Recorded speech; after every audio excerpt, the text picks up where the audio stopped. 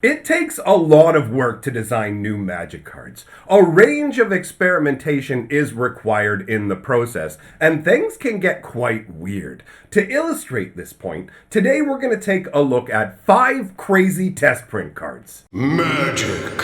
I am a wizard! History.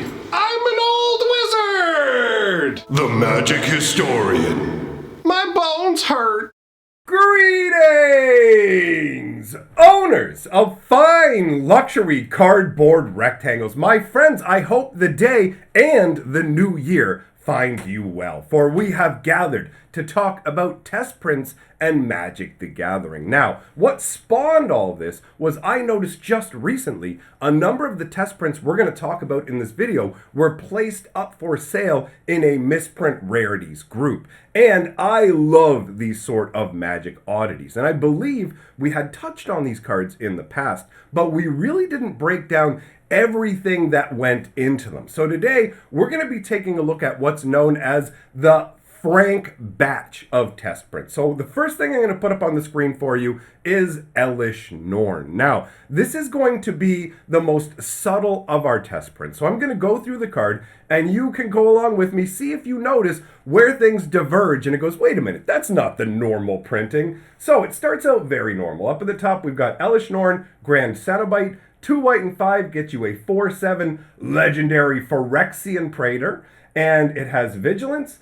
Other creatures you control get +2/+2. Creatures your opponent control get -2/-2. And just take a moment to appreciate how good that feels overall.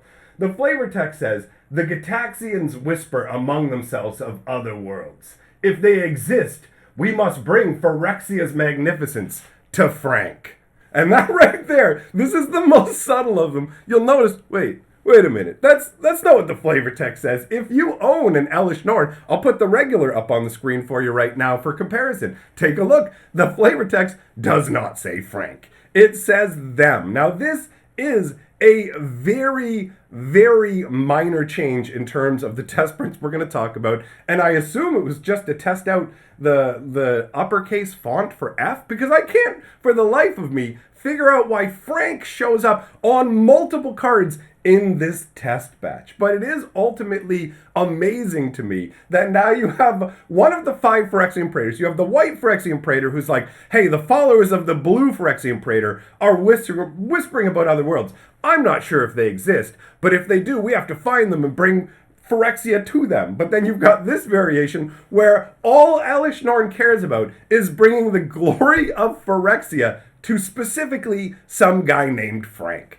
And that makes it absolutely amazing. So this is the most minor of the test prints that we're going to talk about out of the Frank batch. The next one we're going to talk about is Jace, Architect of Thought. Okay, now this has a couple of changes to it. Some of them are pretty minor. So 2 blue and 2 for a 4 loyalty planeswalker. Obviously it's Jace. His +1 ability is until your next turn, whenever a creature opponent controls attacks, it gets -1/-0 until end of turn. -2, reveal the top 3 cards of your library. An opponent basically separates those cards into 2 piles. Put 1 pile into your hand and 1 on the bottom of your library in any order. And then the -8, which says for each player, search that player's library for a non-land card and exile it. That player shuffles his or her library. You may cast those cards without paying Karina mana, Frank.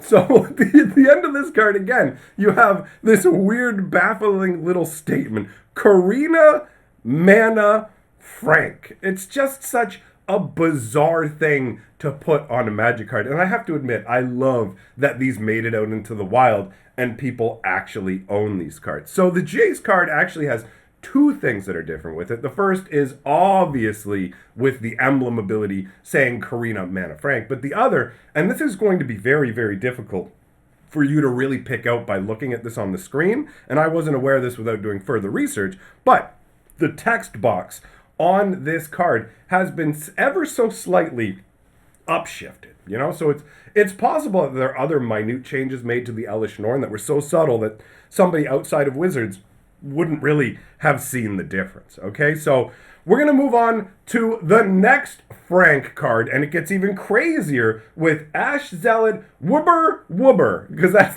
the name of this card. Look at it, right? Like, we've got a normal Ash Zealot up on the screen. You can see there's no extra stuff in the name there. So this is a weird sort of concept. Maybe they were trying an idea where the card could have 3 names on the front. Maybe this was a concept they were trying out for different variations of split cards. The WBR part to me is a little bit weird because, like, you'd think, what do they print those letters up there to represent the different colors of Magic? Well, it's like white, black, red, red, red. Is that what that's supposed to be? Or is it because some of these letters don't show up on the card and they want to test out how they print? But no, you can find the letters across the card as well. So the Wibber, I mean, well, I guess it's an early shout out to money printers go brrr, right, kind of thing. So the Ash Zealot is 2 red for a 2/2 human warrior with first strike and haste. Whenever a player casts a spell from a graveyard, Ash Zealot deals 3 damage to that player. The flavor text says, "Smarter than death. Let's see you outsmart my mace, Frank." And that flavor text is just changed. They just changed the word necromancer to Frank. So you've just got this Ash Zealot who's like, "Smarter than death, huh, Frank? Outsmart my mace, you goober." I don't know. It's so silly. So these test prints are fascinating and worth a ton of money to boot. Now, we have a couple more that are known as part of the Frank batch, and these ones get a little more wild out there. Up until now, the cards we've seen have been the cards we've seen. Jace has been Jace, Ash Zealot has been Ash Zealot, but now we're going to take a look at Mushroom Beetle. But Mushroom Beetle wasn't a thing in Magic before, really, right? The art that's used on this card is actually Dead Bridge Goliath from Ravnica. And you can see it's got like a New Phyrexia mythic symbol on it. And I mean, when you compare it to the Dead Bridge Goliath, you can see Dead Bridge Goliath is a 5/5. This is a 4/7. You've got the 7. Basically, Mushroom Beetle is 2 green and 5 for a 4/7 insect. Whenever Mushroom Beetle enters the battlefield, put a +1/+1 counter on target creature. And the flavor text says, "A beetle on your shoulder, Elvish expression meaning a blessing of," what does it say? A blessing of form. All right, that's what it was. So this is actually an amalgamation. It takes the artwork from the Dead Bridge Goliath, the casting cost, the flavor text, the casting cost, the power and toughness, the expansion symbols, and even the white text down at the bottom all belong to Elish Norn. So all that has been carried across. But the ability from the creature and the wording of the creature itself comes from a completely different card called Bond Beetle, which admittedly is a fairly underwhelming common, right? You look at it, it's like, okay, whatever. Yeah, it does the exact same thing. When it enters the battlefield, put a +1/+1 counter on it, and it has the same flavor text. So they took the artwork from Dead Bridge Goliath, they took the ability from Bond Beetle, and they combined it together into this new terrible, terrible card. Imagine seeing this in a booster pack.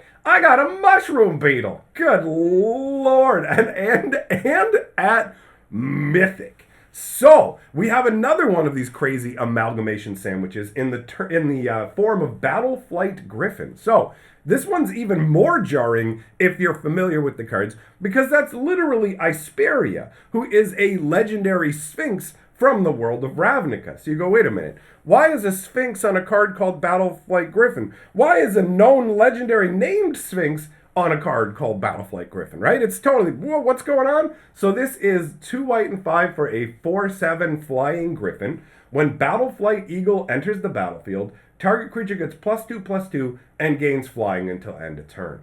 And the flavor text says, eagles make fine mounts, but they're too proud to carry anyone for form. So the flavor text has been changed. You can see actually this again is Battleflight Eagle. So the same thing they did with Bond Beetle for the Mushroom Beetle, they did with the Battleflight Griffin here. So instead you have the Battleflight Eagle, which admittedly is again another terrible card. But you can see that its rules abilities have been carried over. Its flavor text has been carried over with the slight modification to have the word form at the end. So, I mean, ultimately, these are some very, very wild playtest cards. There are a different range, as Wizards has done a whole like different categories of playtest cards, and this is actually a series we could do. You know, considering I'm the Magic historian, I figured going over some of this history that was basically triggered by me seeing, oh wait, somebody's selling these, and it reminded me that these existed, and I'm like, did I ever do a video where I broke down what these are all made of? Anyhow, let me know if this is something that you enjoy, because this is a little more experimental than some of the stuff I've been doing recently. Thanks for coming by. Big shout out to all my patrons and my friends. I look forward to having an enjoyable year with you guys. See you next time.